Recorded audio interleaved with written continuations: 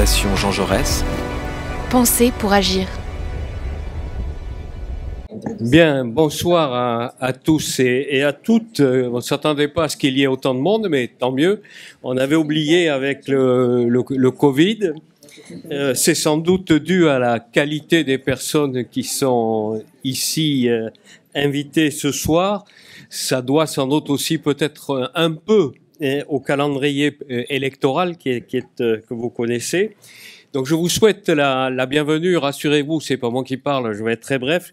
Au nom de la Fondation Jean Jaurès, on avait déjà eu l'occasion de recevoir Jamila en 2019, je crois.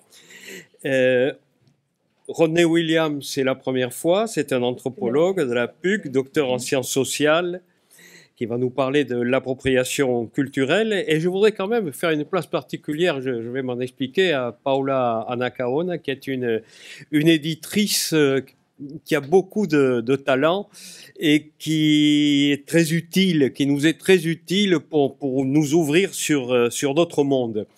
Alors, quel autre monde? Beaucoup de non-dits qu'il convient de briser, notamment celui de la communauté ou des Noirs, plutôt qu'afro-brésiliens d'ailleurs. Il faudra qu'on nous explique, que Jamila nous explique pourquoi il vaut mieux utiliser, quand on parle du Brésil, le mot noir et non pas afro-brésilien, si j'ai bien compris ce qu'elle dit dans son dialogue publié par Paula Anacaona, parce que bien souvent, on oublie, quand on parle d'afro-américains, on pense à l'Amérique du Nord. On oublie que dans la traite transatlantique, la traite négrière, qui est un élément extrêmement important pour comprendre les relations de proximité qui existent entre les Noirs d'Amérique du Nord, mais ceux aussi d'Amérique du Sud, que sont ceux d'Amérique centrale et d'Amérique du Sud, qui sont les plus nombreux. 40 à 45% des Noirs africains victimes de la déportation et de la traite ont atterri, si je puis dire, au Brésil. Il y en a d'autres qu'on oublie encore davantage, en Colombie, au Pérou, en Uruguay, et même dans l'ensemble des pays d'Amérique latine. Donc il est important de connaître cette réalité, sans oublier celle des Afro-Américains d'Amérique du Nord, mais bien souvent, si j'ai bien compris ce que dit Jamila, on oublie, on a un référent qui est en Amérique du Nord et on oublie les luttes et les combats des Noirs d'Amérique latine et de la Caraïbe. Je vais m'arrêter là en signalant quand même deux choses dans cet oubli. Un gros fait divers que vous connaissez tous, l'assassinat par un policier aux États-Unis de George Floyd qui a fait le tour du monde. Et je citerai simplement un chiffre. On oublie qu'au Brésil, depuis des années, aujourd'hui, mais c'était vrai également à l'époque de Dilma Rousseff ou de Lula, la police tue. Elle ne demande pas des papiers, c'est pas un contrôle aux faciès, elle tue. Il y a à peu près 6000 personnes tuées par la police brésilienne chaque année. Sur ces 6000, environ, selon les années, 75% sont des jeunes noirs. Alors, on n'est pas loin des problèmes du féminisme, mais je m'excuse de citer ce fait personnel. J'ai eu l'occasion de rencontrer une association de mères de victimes de la police, de mères de jeunes noirs, près de Bangu, dans la périphérie de Rio de Janeiro. C'est un problème qui concerne les mères, les sœurs de ces jeunes noirs qui sont tués et assassinés par la police brésilienne. C'est quelque chose que les médias brésiliens cachent et c'est quelque chose dont on ne parle jamais, je ne sais pas dans les autres pays européens, mais dont on ne parle pratiquement jamais en France. Donc peut-être que vous allez nous expliquer pourquoi. Pour terminer, je voudrais quand même saluer dans ce cadeau que nous fait l'éditrice Paula Anacaona. J'aimerais qu'elle nous en dise un mot à un moment ou à un autre de l'après-midi, de cette soirée, nous faire connaître ce qui se passe au Brésil. Au Brésil en général, la création brésilienne, la création littéraire, la création philosophique, les essais, la sociologie, des choses qu'on ne connaît peu, Je vous citais là aussi un autre chiffre. Sur 100 livres qui sont traduits en France chaque année, plus de 50%, 55% sont des traductions de l'anglo-américain. Donc il reste 40% pour les mondes arabophones, asiatiques et même pour nos voisins allemands, portugais et espagnols.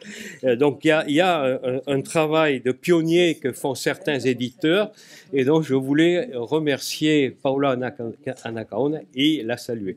Je ne voudrais pas non plus oublier notre modératrice de Autre Brésil, Erika, qui est très présente dans tout ce qui concerne le Brésil. Je la remercie d'avoir accepté de modérer cette table et je laisse la parole à nos invités. Merci à vous d'être présents.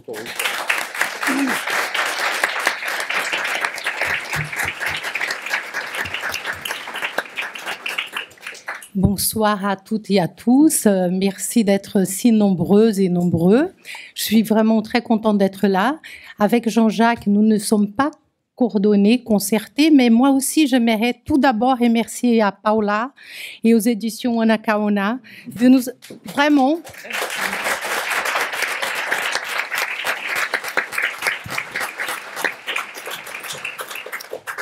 Oui, parce que... franchement, tout le travail qu'elle fait, de nous avoir proposé ces partenariats et m'avoir invité à animer ces débats, l'association Auto-Brésil à laquelle j'appartiens est toujours heureuse de suivre et de diffuser son travail et les travaux des écrivains brésiliens et brésiliennes qui tu traduis, Paula, c'est vraiment un travail essentiel. Merci beaucoup. Remercier aussi à la Fondation Jean Jaurès pour nous accueillir ce soir. Donc, vraiment, c'est un grand plaisir de pouvoir, encore une fois, d'échanger avec Djamila Ribeiro. Et ce soir, j'ai l'opportunité de rencontrer Pai Rodney. Le travail qui mène Paula depuis des années ici en France est remarquable pour plusieurs raisons. Il met en avant en français la diversité des voix contemporaines du Brésil. Et ça, vraiment, c'est quelque chose d'important. Et comme a signalé Jean-Jacques, la place de la traduction de l'édition en langue non anglophone, elle est très restreinte. Donc, j'aimerais signaler que le dernier livre de Djamila Ribeiro que les éditions Anacaona ont publié a été Dialogue transatlantique avec Yala Kisukidi. Et le dernier livre de Pai Rodney est Petit manuel de l'appropriation culturelle. Voilà. Donc, ce soir, nous allons parler beaucoup, les débats vont porter sur les questions du féminisme noir, de l'appropriation culturelle, de la religiosité, du candomblé et du mythe de la démocratie raciale brésilienne. Donc, plusieurs de ces thématiques sont le cœur de l'identité brésilienne. Mais malheureusement, sans oublier le racisme structurel qui empoisonne la société brésilienne, il y a besoin de personnes comme Pai Rodney et Djamila Ribeiro, des militants, des intellectuels avec LES à la fin, des activistes, pour déconstruire plus de 500 ans d'histoire des colonisations, d'esclavage, des dominations. Ces poisons qui ont contribué à amener au pouvoir un président d'extrême droite et que le pays, le Brésil, a tant du mal aujourd'hui à s'en débarrasser. Merci vraiment, Djamila Ribeiro et Pai Rodney, pour votre œuvre et votre travail, qui sont des antidotes à ces poissons. Donc, on va commencer le débat. Je voudrais passer la parole, mais 2 mots pour présenter ces 2 intellectuels, figures importantes des voix contemporaines au Brésil. Donc, d'abord, Djamila Ribeiro, vous êtes philosophe, écrivaine, féministe. Vous êtes surtout une des plus importantes références du féminisme noir au Brésil. Vous avez publié plusieurs ouvrages. Une bonne partie ont été traduites par les éditions Anacaona en français. Et Pai Rodney, vous êtes Babalorixá. Je n'ai aucune idée comment on traduit ces mots en français, mais je pense qu'au long du débat, vous allez avoir l'occasion de comprendre. Pai Rodney va l'expliquer, bien sûr. Dignitaire de la religion brésilienne, le candomblé. Vous êtes scientiste politique et chercheur sur le candomblé. Donc, j'ai une première question pour vous, Pai Rodney. Compte tenu des fréquents débats médiatiques sur l'appropriation culturelle, de votre point de vue, quelles sont les remarques quels sont les marqueurs permettant d'évaluer s'il y a, oui ou non, une appropriation culturelle. Et pourquoi avoir écrit ces livres?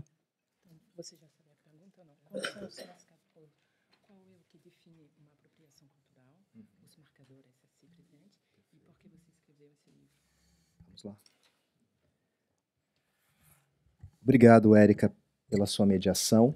É um Merci prazer, Erika pour ta médiation. prazer te reencontrar. Je suis très content de te retrouver. E é um prazer estar aqui novamente nessa fundação que acolhe todas essas epistemologias de resistência. Et c'est aussi un plaisir d'être reçu dans cette fondation qui accueille toutes les épistémologies de résistance. Eu estive aqui acompanhando a Djamila por ocasião da sua primeira tradução aqui na França. Donc j'avais accompagné Djamila lors du lancement de sa première traduction, ici en 2019. E ali naquele momento se abriu a perspectiva, eu estava escrevendo ainda apropriação cultural, e se abriu a perspectiva para que um dia eu estivesse aqui falando sobre esse livro que agora é uma realidade. Et à l'époque, j'écrivais encore l'appropriation culturelle et maintenant je me retrouve ici à ses côtés et c'est une vraie réalité. Então eu quero cumprimentar todas as pessoas aqui presentes, Donc je voudrais saluer toutes les personnes présentes ici falar da minha alegria de dividir a mesa com essas mulheres tão potentes. et vous dire ma joie de diviser cette table avec des femmes aussi puissantes. E já no ritmo da despedida, eu quero cumprimentar especialmente a Paula, porque ela fez um trabalho excepcional, não só na tradução dos livros, mas nos acompanhando nessa turnê, aguentando, né, às vezes as nossas indisposições pela manhã ou no final da tarde. Et donc, puisque en fait c'est notre dernière soirée, puisque nous rentrons au Brésil demain, j'en profite pour remercier les éditions Anacaona qui nous ont permis de faire cette tournée en nous supportant. Eu confesso que eu sou uma pessoa que funciona muito melhor pela manhã. Et donc, bon, c'est vrai que je suis une personne qui suis plutôt du matin. Então, foi um exercício bastante grande estar com vocês aqui à noite. Donc, ça a toujours été un défi de faire ces conférences la nuit, le soir. Me adaptei muito bem ao fuso horário. Mais bon, je me suis bien adaptée au fuseau horaire. Mas hoje a felicidade de estar aqui me anima e eu tenho certeza que vai ser uma noite bastante proveitosa e inesquecível para todos nós. Mais aujourd'hui, le bonheur d'être avec vous, ça m'anime complètement et je suis persuadée que ça va être une nuit inoubliable et dont on va tous profiter. Então, vamos para o tema da apropriação cultural, Alors, parlons maintenant du thème de l'appropriation culturelle, que surge para mim como um desafio, qui a en fait surgi pour moi comme un défi. uma vez que me tira da minha zona de conforto como pesquisador de religiões de matrizes africanas. Puisqu'en fait, ça m'a sorti de ma zone de confort, puisque j'étais plutôt chercheur dans les religions d'origine africaine. A proposta veio da Djamila, Donc, c'est Djamila qui m'a fait la proposition, exatamente como um desafio, né? justement pour me défier. A partir da leitura de um texto que eu escrevi para a Carta Capital. Et en fait, c'était à partir d'un article que j'avais écrit pour le journal Carta Capital. Esse pequeno texto se chamava Sobre Capoeira Gospel, Bolinho de Jesus e Afins. Et cet article s'appelait sur la capoeira gospel, les petits beignets de Jésus et plus. Então, a Djamila viu naquele texto a possibilidade de expandir alguns conceitos e trabalhar todas as polêmicas que estavam acontecendo naquela ocasião sobre o tema da apropriação cultural. Et donc Djamila a vu dans ce texte l'occasion d'approfondir certains concepts et surtout de couper court aux polémiques qui tournent autour toujours de l'appropriation culturelle. Era uma discussão que estava muito polarizada. C'était une discussion qui était très polarisée, Aliás, como tudo no Brasil neste momento. comme tout au Brésil en ce moment.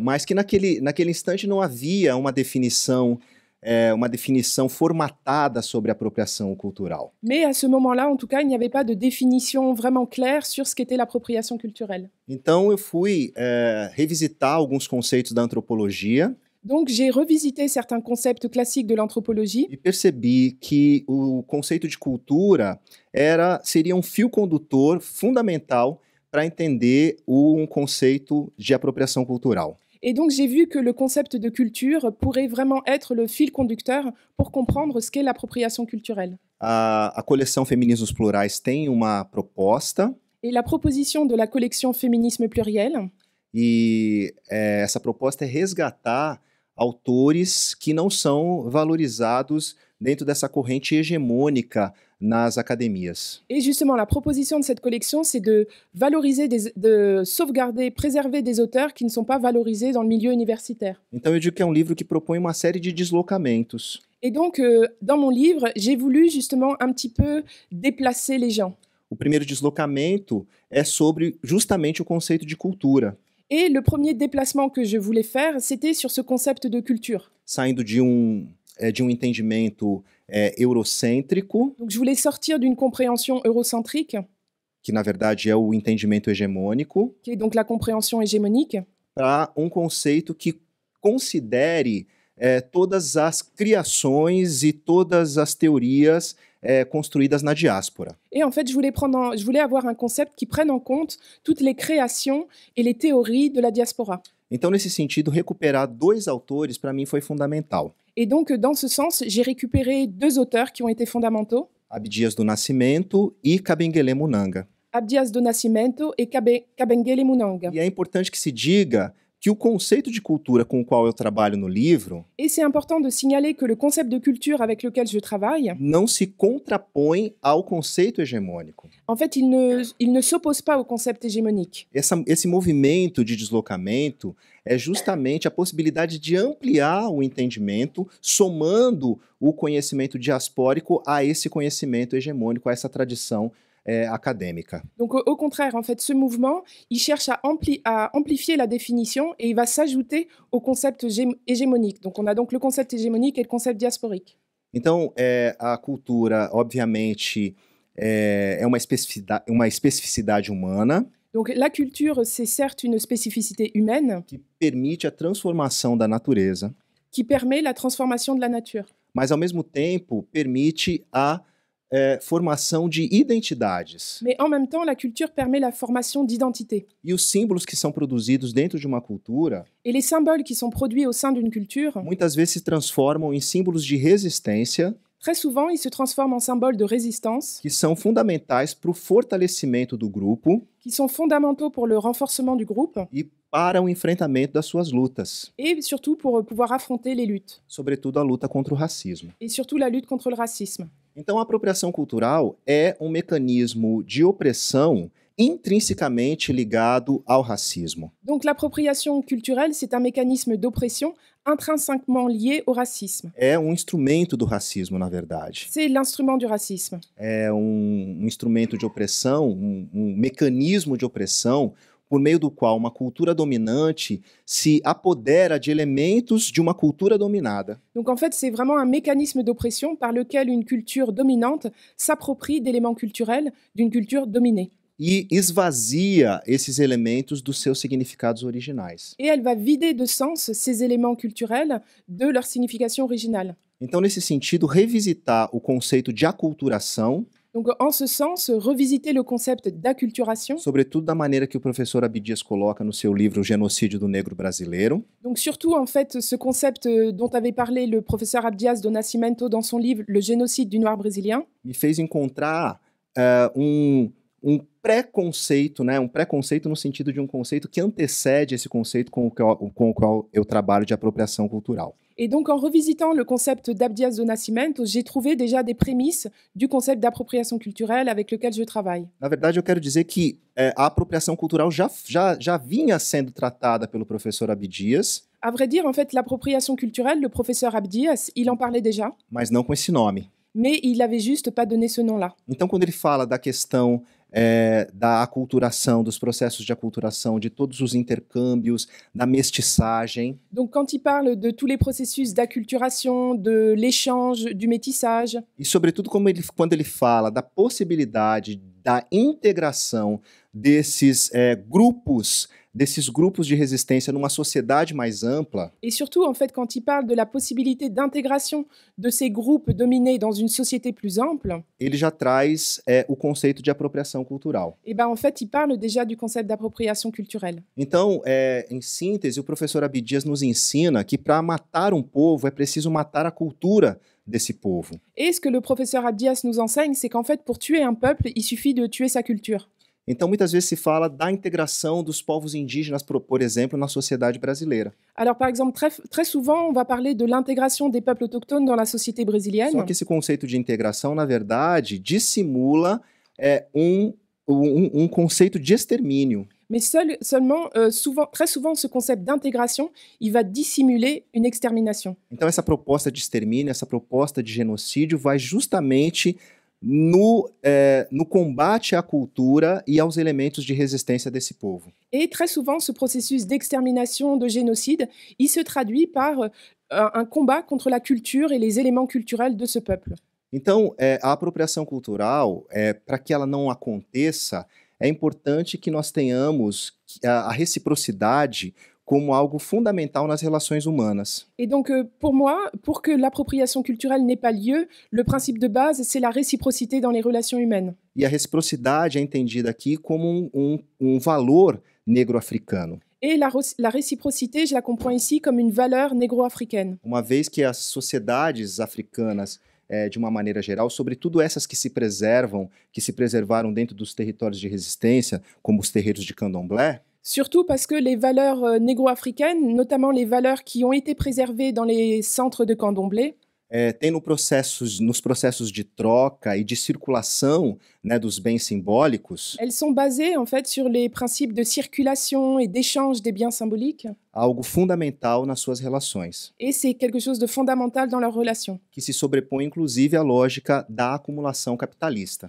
qui s'oppose en fait à la logique de l'accumulation capitaliste. E, obviamente, que a gente deve entender a apropriação cultural como um instrumento do capitalismo, Et donc évidemment, il faut comprendre l'appropriation culturelle comme un instrument du capitalisme, considerando que o capitalismo é a continuidade do colonialismo, en se rappelant bien que le capitalisme est la continuité du colonialisme, que teve na escravidão a sua base. et lequel colonialisme avait l'esclavage comme base. Então, a proposta desse livro foi justamente avançar o conceito de apropriação cultural para além do que pode ou não pode. Et donc la proposition de ce livre, c'était de faire avancer le débat sur l'appropriation culturelle au-delà de la question « est-ce que je peux porter ou faire ceci ou cela ?» Então, a apropriação cultural não é sobre um negro proibindo um branco de usar isso ou aquilo. Donc l'appropriation culturelle, c'est pas du tout cette question « un noir qui interdit à un blanc de porter ou de faire ceci, cela ». Mas é um fenômeno estrutural e sistêmico, Mais c'est un phénomène structurel et systémique, que trata antes das relações de poder qui traite avant tout des relations de pouvoir e da manutenção do racismo. et du maintien du racisme. E, a partir daí, nós temos um deslocamento que é fundamental para o livro, Et donc à partir de là, avec le livre, on va se déplacer un petit peu. que é do conceito de identidade para o conceito de resistência. Et en fait, on va passer du concept d'identité au concept de résistance. Então, mais do que falar de identidade cultural, nós tentamos buscar o conceito de resistência cultural, Et donc, plus que de parler d'identité culturelle, nous voulons parler de résistance culturelle. e é como símbolo de resistência cultural, e é como sinônimo de resistência cultural que determinados símbolos devem ser respeitados. Et c'est en tant que symbole de résistance culturelle que certains signes, certains éléments culturels doivent être respectés. Então, para sintetizar o conceito, Donc, pour résumer le concept, eu gosto de dizer que se existe troca, j'ai l'habitude de dire que s'il y a un échange, não é apropriação. il n'y a pas d'appropriation. Então, o conceito da troca, o conceito da reciprocidade é fundamental e é um critério para saber se é ou não apropriação cultural. Donc le concept de l'échange, de la réciprocité, il est vraiment fondamental pour pouvoir définir s'il y a ou non appropriation. Então, eu gosto sempre de trazer um provérbio africano que eu aprendi com o pai Sidney, Et donc j'aime bien citer un proverbe africain que j'ai appris avec le pai Sidney Nogueira, que é um dos autores da coleção Feminismos Plurais, qui est un des auteurs de la collection Féminisme pluriel, que diz o seguinte: et qui dit la chose suivante: a banca do mercado tem dois lados. le comptoir du marché a deux côtés. Então, se alguém vem para trocar comigo, mas não me deixa nada, essa pessoa está me roubando. Donc si quelqu'un vient avec moi pour échanger quelque chose mais qu'il ne me laisse rien en échange, il me vole. Então, a apropriação cultural é um roubo, Donc l'appropriation culturelle, c'est un vol, é uma violência, c'est une violence. e ainda que seja uma violência sutil, simbólica, Et même si c'est une violence subtile ou symbolique, ela desemboca e alimenta as violências reais. elle débouche et elle alimente les violences réelles. Por enquanto é isso. Pour l'instant, c'est tout.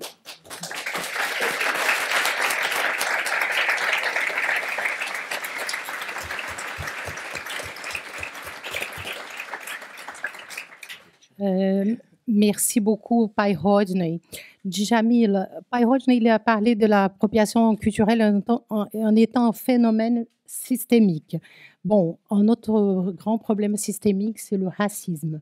Donc, je voudrais vous poser une question là-dessus. Considérant que la France et d'autres pays européens sont responsables de l'invention du terme racisme, du racisme en soi, selon vous, quelles seraient les actions que les Français pourraient mettre en œuvre afin de ponctuer, d'améliorer la présence du racisme ou de terminer, en finir avec le racisme déjà en France? Boa noite a todas as pessoas presentes. Bonsoir à toutes les personnes présentes. Muito feliz de estar de volta aqui pela terceira vez. Donc, je suis très heureuse d'être de retour ici pour la 3e fois. Quero agradecer à Fundação João Jorré pela oportunidade, por nos acolher mais uma vez. Donc, je remercie la Fondation Jean Jaurès qui nous accueille encore une fois. Também quero agradecer a Paula, que vem traduzindo os nossos livros desde 2019. Donc, je remercie les éditions Anacaona qui traduisent nos livres depuis 2019. Agradecer a Érica, porque a Outre Brasil sempre nos acolhe também, tem feito um trabalho muito importante de resistência, de trazer esse outro Brasil que é importante. Et donc, je remercie Erika d'Autre Brésil qui nous accueille aussi toujours et surtout qui fait un travail fondamental ici, justement de montrer un autre Brésil. Eu estou aprendendo francês, na próxima eu falo em francês, tá? Mas hoje eu vou falar português. Donc, j'apprends en ce moment le français. La prochaine fois, c'est promis, je parle français.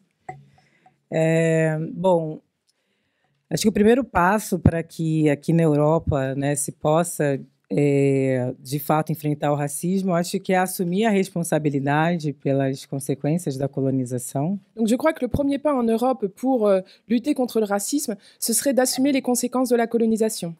Então, se tem aqui na França ainda muita resistência em se falar de políticas raciais, por exemplo, não se pode falar em raça na hora de se pensar políticas. Donc, je suis surprise de voir encore en France cette résistance à parler de race. Par exemple, on ne peut pas avoir des politiques publiques basées sur la race. E nesse sentido, acho que a França tem muito o que aprender com o Brasil. Et en ce sens, je crois que la France a beaucoup à apprendre avec le Brésil. Porque se essas políticas que nós tivemos no Brasil nos últimos anos, sobretudo nos governos Lula, Parce que ces politiques que nous avons eues ces dernières années au Brésil, surtout sous le gouvernement Lula, fazem parte de reivindicações históricas, né, dos movimentos negros e de intelectuais negros. eh bien, ce sont des revendications historiques des mouvements noirs et des intellectuels noirs. Então, essa resistência aqui na França, por exemplo, né, em se negar a raça, se assemelha muito à democracia racial no Brasil. Et donc, cette insistance en France à ne pas vouloir parler de la race, ça me fait beaucoup penser au Brésil à la démocratie raciale. Porque isso aqui na França, né, se diz somos todos franceses, né, e só se pensa a partir da questão de classe. Et donc, parce que si en France, en fait, vous dites que nous sommes tous français et qu'on ne peut penser qu'à partir de la question de la classe, no Brasil, esse mito também dizia, né, que éramos todos brasileiros, mestiços, e que não havia racismo no Brasil. eh ben, au Brésil, ce mythe de la démocratie raciale disait la même chose, qu'on était tous métis et que le racisme n'existait pas. E acho que fato também é não entender que a discussão de classe ela está diretamente ligada à discussão de raça e de gênero. Et je crois qu'en France aussi, les gens ne comprennent pas que la discussion sur la classe, elle est directement liée à la discussion sur la race et sur le genre. Porque a nossa origem racial determina a nossa condição de classe. Parce que notre origine raciale détermine notre condition de classe. No Brasil também, durante muito tempo, existiram muitas resistências em fazer esse debate de raça, classe e gênero. Donc au Brésil aussi, pendant très longtemps, il y a eu une grosse résistance à faire ce débat de race, de classe, de genre. Negando, né, que no Brasil a gente teve quase 4 séculos de escravidão negra. En niant qu'au Brésil, nous avons eu quasiment 4 siècles d'esclavage noir. E que isso significa que durante quase 4 séculos a escravidão foi a base da economia no Brasil. Et donc ça signifie en fait qu'il niait que l'esclavage pendant presque 4 siècles était la base de l'économie. Então, que pessoas negras eram mercantilizadas e a sua mão de obra explorada. Donc les personnes noires étaient marchandisées, la main-d'œuvre était exploitée. Mulheres negras eram estupradas para gerar mais mão de obra explorada. Les femmes noires étaient violées pour produire encore plus de main-d'œuvre exploitée. Então, como que a gente discute classe como se fosse algo abstrato e não algo que de fato tem a ver com ou como acontece, ou como algo que está intrinsecamente ligado ao debate ao racismo estrutural e ao sexisme estrutural. Et donc, comment est-ce que c'est possible de parler juste de classe sans le lier au racisme structurel? Então, essa resistência no Brasil, né, em se falar de raça, ela foi deliberada. Et donc cette résistance au Brésil à ne pas vouloir parler de race, elle était délibérée. Então, a negação do racismo é porque, se não há racismo, por que o Estado brasileiro ia se responsabilizar por criar mecanismo para algo que não existe? Et donc cette négation du racisme, c'était très pratique, puisque le racisme n'existait pas, pourquoi faire des politiques publiques contre quelque chose qui n'existe pas? E o Brasil só foi reconhecer, por exemplo, o Estado brasileiro, né, que o racismo foi um crime contra a humanidade em 2001, na Conferência de Durban, na África do Sul. Et le Brésil a reconnu l'esclavage comme crime contre l'humanité seulement en 2001, au moment de la conférence de Durban. Então, no pós-abolição, no Brasil, no que a gente chama de processo de industrialização do Brasil, Et donc pendant la période post-abolition, ce qu'on appelle au Brésil la période d'industrialisation, não houve nenhum tipo de política de reparação do Estado brasileiro para com a população negra, il n'y a eu aucun type de réparation de l'État vis-à-vis de la population noire. ao mesmo tempo que houve incentivo da ida dos imigrantes europeus para o Brasil para cumprir uma política que ficou conhecida como política oficial do branqueamento. Et en même temps, l'État brésilien incitait l'immigration européenne pour accomplir une politique qui est connue sous le nom de politique de blanchiment. E também para ocupar os postos de trabalho. Et aussi, ces immigrés européens venaient là pour occuper les postes de travail. É interessante que quando a gente começa a discutir cotas no Brasil, muito tempo depois, se diziam que isso era que a população negra queria privilégio. Et donc, quand on a commencé à discuter des quotas au Brésil, beaucoup de gens disaient que ça allait donner des privilèges à la population noire. Negando que dos primeiros atos de ação afirmativa do Estado brasileiro foi a concessão de terras a muitos grupos europeus no país. En niant qu'une des premières actions affirmatives de l'État brésilien très longtemps auparavant, ça avait été justement de donner des terres à cette immigration européenne. O que nós chamamos no Brasil, né, de colônia portuguesa, colônia alemã, colônia italiana. Donc, au Brésil, c'est comme ça qu'on a eu des espèces de petites colonies portugaises, allemandes, italiennes. Então, e nesse período, né, do pós-abolição, pela falta de políticas de reparação para a população negra teve que se virar como podia. Et donc, dans cette période de post-abolition, du fait de l'absence de politique publique vis-à-vis de la population noire, la population noire s'est débrouillée comme elle a pu. É quando começam os processos de favelização no Brasil. Donc, c'est là que commence le processus de favelisation. E as mulheres negras saem do lugar de escravizadas de trabalhadoras domésticas, uma realidade que até hoje elas ocupam majoritariamente. Et les femmes anciennement esclavagisées ont quitté leurs conditions pour devenir employées domestiques, donc dans une vraie continuité, et ce qu'elles continuent encore majoritairement à occuper. Então, a falta de políticas baseadas na raça, ela perpetua ciclos de exclusão. Et donc, l'absence de politique basée sur la race perpétue des cycles d'exclusion. Então, quando no Brasil, no governo Lula, foi se discutir a PEC das domésticas, por exemplo. Et donc, quand, sous le gouvernement Lula, on a commencé à parler du statut des employés domestiques, que causou, né, as pessoas, né, da classe dominante ficaram muito revoltadas no Brasil. Et donc, les personnes des classes supérieures étaient complètement révoltées par ce nouveau statut. Essa PEC simplesmente queria equiparar o trabalho doméstico, a trabalhadora doméstica, a qualquer outro trabalhador e trabalhadora no Brasil. En fait, ce statut voulait juste que les employés domestiques aient exactement les mêmes droits que les autres travailleuses. Então, a gente percebe o quanto que a herança colonial, né, no trabalho doméstico faz com que as pessoas no Brasil acreditem que esse trabalho mereça menos reconhecimento social. Et donc, c'est vraiment cet héritage colonial où on voit que les personnes pensent que le travail domestique n'a pas besoin de tant de reconnaissance. E é trabalho majoritariamente ocupado por mulheres, e sobretudo mulheres negras. Et sachant que c'est un travail qui est occupé majoritairement par des femmes et des femmes noires.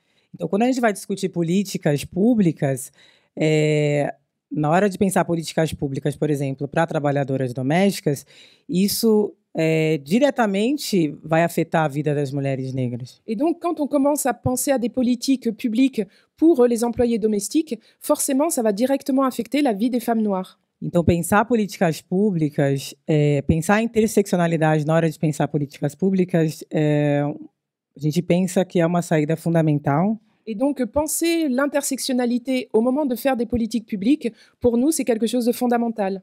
Então, se a maioria da população negra no Brasil, a maioria da população de rua é negra, situação de rua, e a maioria das pessoas que vivem em moradias regulares é negra. Donc, par exemple, si la majeure partie des personnes qui habitent dans la rue, qui habitent dans des logements précaires sont noires, na hora de pensar políticas de habitação, a gente tem que pensar a partir de uma perspectiva de raça e de classe. Eh ben, au moment de faire des politiques sur le logement, il faut qu'on pense sous un angle de la race et de la classe. A ampliação do sistema público de saúde no Brasil é uma política antirracista, Donc, par exemple, développer les politiques de santé au Brésil, c'est une politique antiraciste, porque é a população negra que mais depende do sistema público de saúde. parce que c'est la population noire qui dépend le plus du système public de santé.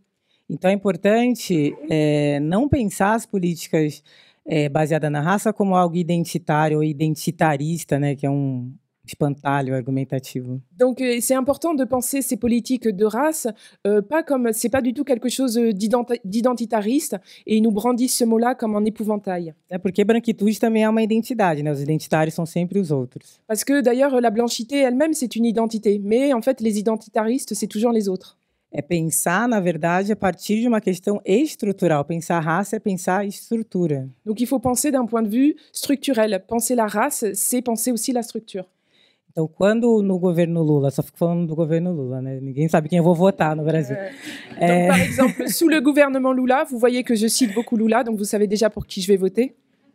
Quando se tem uma política de habitação em que a escritura é dada para as mulheres, Donc, par exemple, sous le gouvernement Lula, où les politiques de logement, en fait, les titres de propriété étaient donnés aux femmes, a gente percebe que não é uma política identitária para as mulheres, eh ben, on voit bien que ce n'est pas une politique identitaire vis-à-vis des femmes, porque o sexismo ele é estrutural. parce que le sexisme est structurel. E quando se beneficia as mulheres, fortalece a família. Et en fait, quand ça bénéficie aux femmes, ça renforce les femmes et ça bénéficie à toute la société. Assim como o Bolsa Família fortaleceu economicamente uma série de mulheres. Comme la bourse famille, ça a renforcé toute une série de femmes. Então, pensar políticas públicas precisa necessariamente a gente conhecer a realidade do nosso país. Et donc, quand on pense à des politiques publiques, il faut nécessairement connaître la réalité de notre pays. Mas se não se pode fazer políticas públicas baseadas em raça, como que a gente vai saber como as pessoas negras nesse país estão vivendo? Mais si on ne peut pas parler de race dans ces politiques publiques, comment est-ce qu'on peut savoir comment les personnes noires vivent dans ce pays?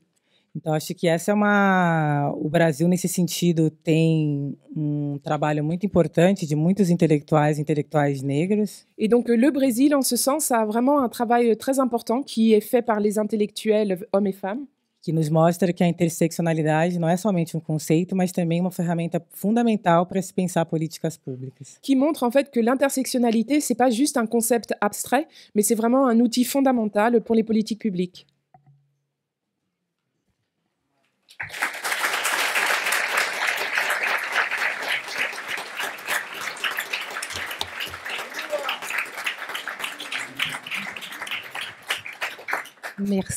Merci beaucoup, Djamil, pour cet exposé limpide, vraiment. J'aimerais revenir sur la question du terme, pour Pai Rodney. La question du terme, vous dites que le terme candomblé ne peut pas être cantonné seulement à la religiosité. Pourquoi? Donc, j'aimerais bien que vous nous expliquiez ça. Et est-il facile, c'est deux questions, hein. je triche. Donc, est-il facile de concilier la casquette des chercheurs et la casquette des dignitaires religieux Baba Lorisha?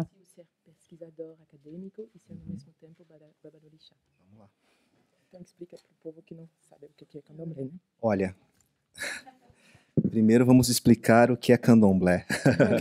D'abord, Se é que isso é possível. D'abord, je vais expliquer ce qu'est le candomblé, si tant est que ce soit possible. Eu digo, a mãe menininha do Gantuá, uma grande Ialorixá brasileira, uma grande sacerdotisa.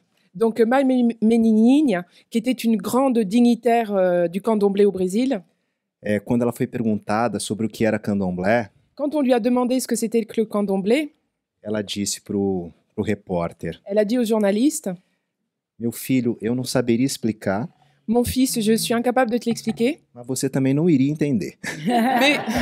mais de toute façon, tu n'aurais pas compris. Mas o candomblé, para mim, é muito mais do que religião. Donc le candomblé, pour moi, c'est beaucoup plus qu'une religion. O que eu quero dizer com isso é que o candomblé não se encaixa nesse conceito cristão de religião. Donc ce que je veux dire avec ça, c'est qu'en fait, ça ne rentre pas dans cette case chrétienne de religion. O religar não dá conta do que é o candomblé. Cette religion ne donne pas suffisamment l'idée de ce qu'est le candomblé. Então eu trabalho com o conceito de ethos, de visão de mundo. Moi, je préfère dire que c'est un ethos, une vision du monde. Então eu falo do candomblé como um modo de vida Donc pour moi, le candomblé est un mode de vie que influencia, inclusive, a formação do povo brasileiro, qui a influencé la formation du peuple brésilien, ainda que os brasileiros façam questão de negar sua relação com a negritude. même les Brésiliens qui insistent à nier leur relation avec la négritude. Então, candomblé, entendido enquanto ethos, vai ser o nosso modo de ser, estar, pensar, explicar e entender o mundo. Et donc le candomblé, vu comme un ethos, c'est vraiment une façon, un mode d'être, de penser, de vivre, d'expliquer le monde. Ou seja, é a nossa cultura no sentido mais pleno, mais amplo. Donc c'est vraiment notre culture au sens le plus plein, le plus ample. É também a nossa possibilidade de construir todo conhecimento, C'est aussi notre possibilité de construire toute connaissance, uma vez que a nossa tentativa, né, de ser pesquisador e ser decolonial puisque notre tentative, c'est d'être des chercheurs décoloniaux. considera a nossa experiência de vida como um dado fundamental das nossas pesquisas. Et nous considérons justement notre expérience de vie comme une donnée fondamentale dans nos recherches. Então eu costumo dizer que eu sou um babalorixá atravessado pelo antropólogo Donc moi, j'ai l'habitude de dire que je suis Babalorixá traversé par l'anthropologue, e um antropólogo atravessado pelo babalorixá. et je suis aussi un anthropologue traversé par Babalorixá. E obviamente que isso me trouxe muito problema na universidade, Donc évidemment, ça m'a apporté beaucoup de problèmes à l'université, até porque o conhecimento acadêmico se constrói de forma hegemônica, surtout parce que la construction universitaire, elle se construit la connaissance universitaire se construit de façon hégémonique. e obviamente que sendo, né, parte dessa hegemonia, tende a reproduzir o racismo em todas as suas relações. Et donc cette hégémonie a tendance à reproduire le racisme dans toutes ses relations. Então, muitas vezes, pesquisadores negros, e é importante que eu diga isso e que eu transmita isso como uma experiência minha, mas que é um dado de memória coletiva, Et donc très souvent, les chercheurs noirs, et d'ailleurs là, ça me semble important d'insister sur ça, même si c'est une expérience personnelle, elle devient collective. eles sofrem durante o seu processo de pós-graduação, na elaboração de suas dissertações e suas teses, Eh bien, ces universitaires noirs, ils souffrent quand ils écrivent leur dissertation, leur thèse. assédio moral, Ils souffrent d'un harcèlement moral muitas vezes disfarçado de orientação. qui va être caché très souvent sous le titre d'orientation. Então, é muito importante que os pesquisadores, que as pessoas que estejam nesses processos saibam perceber e saibam denunciar essas situações. Et donc, c'est important que les chercheurs qui sont dans cette situation, ils arrivent à les identifier et à les dénoncer. É fundamental ocupar esses espaços, Parce qu'il est fondamental d'occuper ces espaces, mas é importante também que a nossa origem e a nossa memória seja respeitada nesses lugares. mais il est important aussi que notre origine et notre mémoire soient respectées dans ces lieux. Então, ninguém parte, né, de um lugar neutro quando realiza pesquisa. Parce que personne ne part d'une place neutre quand il réalise des recherches. Nem negros, nem brancos, nem indígenas, ninguém. Ni les Noirs, ni les Blancs, ni les Autochtones, personne. Então, acredito que um dos objetivos da decolonialidade, da contracolonização na academia, Donc je crois qu'un des objectifs de la pensée décoloniale ou de la pensée contre-coloniale dans le monde universitaire, é justamente derrubar esse mito da neutralidade científica, c'est justement en fait de mettre fin à ce mythe de la neutralité scientifique, que faz muitas vezes com que as nossas pesquisas sejam tomadas como panfletagem, engajamento ou militância. Et c'est ça qui fait que très souvent nos recherches, elles vont être qualifiées de pamphlétaires, engagées. Não existe ciência neutra. Il n'existe pas de science neutre. Nunca existiu. Et ça n'a jamais existé. E eu acho que o racismo científico é uma prova disso. Et le racisme scientifique en est bien la preuve. Uma vez que serviu ao Estado e serviu a várias políticas de Estado que colocaram as pessoas negras nas piores condições. Puisqu'en fait, il a servi à l'État et l'État s'en est servi pour mettre la population noire dans les pires conditions. Então, a nossa presença nesses espaços de poder Donc notre présence dans ces espaces de pouvoir, são, obviamente, espaços racistas, qui sont évidemment des espaces racistes, é uma forma de resistência e de luta para a transformação da história. c'est un effort de lutte un effort de lutte pour la transformation de notre histoire. E é importante que a gente tenha consciência desse lugar do qual a gente parte, Donc c'est important qu'on ait conscience de la place dont on part, justamente para que a gente se torne agente para que nós nos tornemos agentes pour que nous devions agents capazes de interferir no processo histórico. capables d'interférer dans les processus historiques. Então eu gosto, só para a gente começar com a mãe menininha e terminar com ela, Donc, puisque j'ai commencé avec la maille féminine, je vais finir avec elle. ela sentada, dizem, né, uma coisa que já contam como uma lenda no Brasil, En fait, c'est pratiquement maintenant devenu une légende ce qu'elle disait au Brésil. dizem que ela respondeu ao pesquisador do censo, En fait, on dit qu'elle répondait aux chercheurs quando ele perguntou qual era a religião dela, quand il lui avait demandé quelle était sa religion. que ela era católica apostólica romana, En fait, elle répondait qu'elle était catholique, apostolique et romaine, sentada na cadeira de Oxum. alors qu'elle était assise dans la chaise de Oshum, qui est une divinité du candomblé. Mais do que expressar o pertencimento dela à religião oficial, Donc, plus en fait que de montrer son appartenance à la religion officielle, eu acredito que ela estava dizendo para o pesquisador je crois qu'en fait, ce qu'elle voulait dire aux chercheurs, que o candomblé não era só a religião, c'était que le candomblé n'est pas seulement une religion. que o candomblé era justamente o que permitia a ela viver e ser mãe menininha do Gantuá. Et le candomblé, c'est précisément ce qui lui permettait d'être Maï Méninine. Uma mulher que passou por todas as dores, né, desse processo no pós-abolição, Une femme qui avait connu toutes les douleurs du processus post-abolition, mas que preservou naquele território de resistência toda a dignidade do seu povo mais qui a préservé dans les territoires de résistance toute la dignité de son e peuple. fez daquele espaço um verdadeiro território de fortalecimento Et elle a fait de cet espace un véritable territoire de renforcement que permitiu a todas as pessoas negras chegarem até aqui.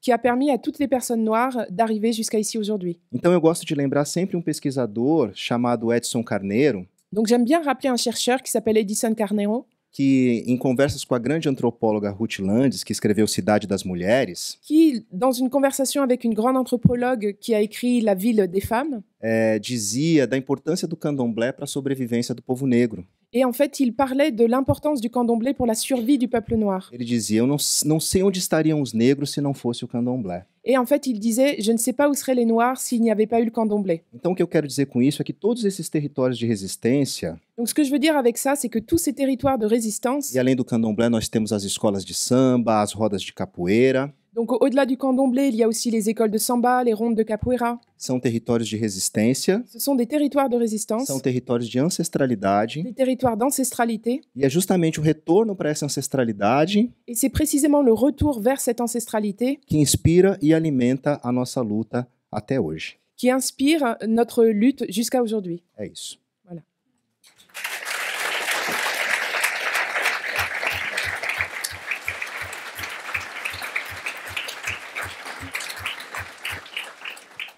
Cette dernière partie que vous parliez, que le candomblé en territoire de résistance, d'ancestralité, ça me fait penser aux femmes autochtones brésiliennes qui ont créé depuis un an une association qui s'appelle ANMIG, Association nationale des guerrières, des femmes autochtones guerrières de l'ancestralité. Voilà, beaucoup de convergences, de lutte. C'est mon mot. Djamil, avec le développement de nouvelles technologies, la propagation des idéologies conservatrices et la violence contre les Noirs qui ont énormément augmenté dans différentes parties du monde, en quoi le débat sur le mouvement identitaire blanc pourrait-il contribuer à la lutte contre le racisme? Voilà. Bom, historicamente, né, a gente acredita que muitas pessoas acreditam que a luta contra o racismo é somente a partir de discutir a questão a partir da negritude. Donc c'est vrai que historiquement, beaucoup de gens pensent que la discussion autour du racisme, on l'a fait à partir de la discussion de la négritude.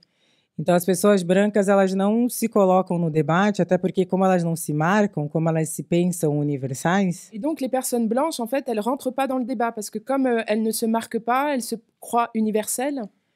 ela não entende a relação, que estamos em relações, que se há um grupo historicamente discriminado, há um grupo que historicamente discrimina. Donc en fait, elles ne comprennent pas qu'on vit en relation, c'est-à-dire que s'il y a un groupe qui est discriminé, il y a forcément quelqu'un qui discrimine.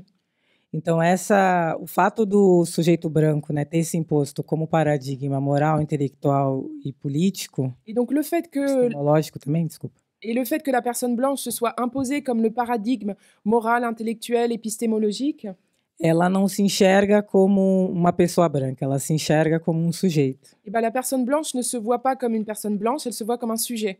Então, ela olha para uma pessoa negra e diz: você é negra ou você é indígena, mas ela não se coloca, ela não se racializa. Donc elle va dire à la personne noire ou autochtone qu'elle est noire et autochtone, mais elle-même, elle ne se racialise pas. Então, essa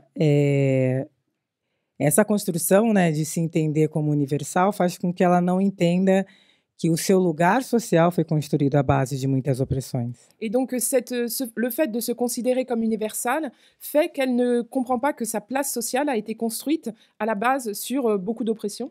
E que, na verdade, também há um lugar social específico, que é o lugar social do privilégio. Et que cette personne occupe une place sociale bien spécifique, qui est la place du privilège.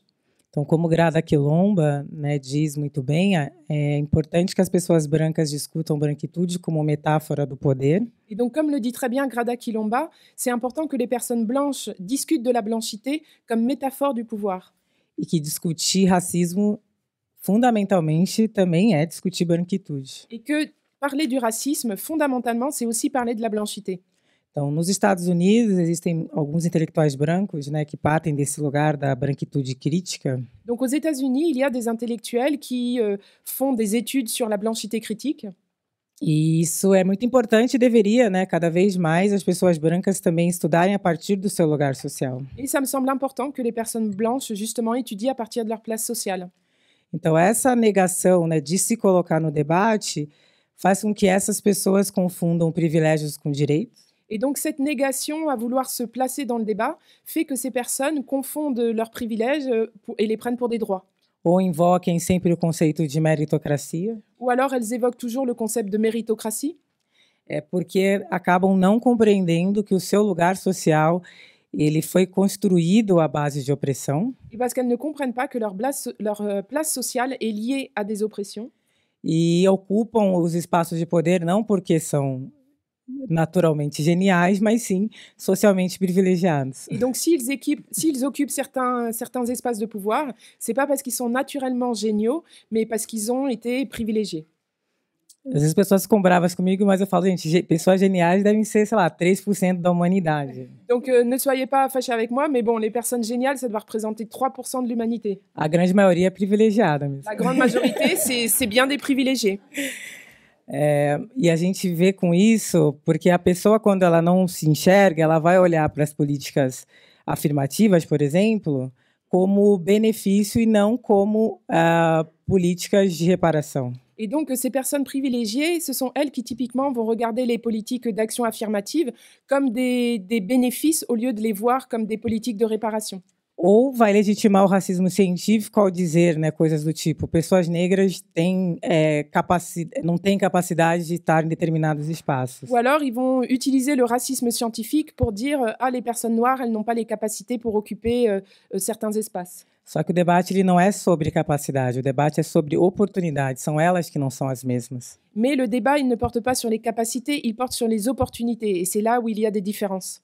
Então, se essa pessoa não se pensa dentro dessa relação como parte da sociedade, Et donc, si cette personne, elle ne se voit pas au sein de ces relations qu'il y a dans la société, ela vai acreditar que os seus privilégios são naturais ou foram providencialmente fixados. et bah donc c'est là où elle croit que ces privilèges sont naturels ou qu'ils ont été fixés naturellement. Na discussão sobre cotas, por exemplo, isso era muito comum, né? Quando as pessoas brancas diziam, mas as pessoas negras vão tirar a minha vaga. Et en fait, c'est apparu très clairement lors des discussions sur les quotas, où les personnes blanches disaient « Ah, mais les Noirs vont prendre ma place ». Ela já automaticamente se apoderava, acreditava que aquilo era direito dela, né? Que aquela vaga era dela. Automatiquement, en fait, elle pensait que elle s'était appropriée cette place, elle pensait que cette place était à elle.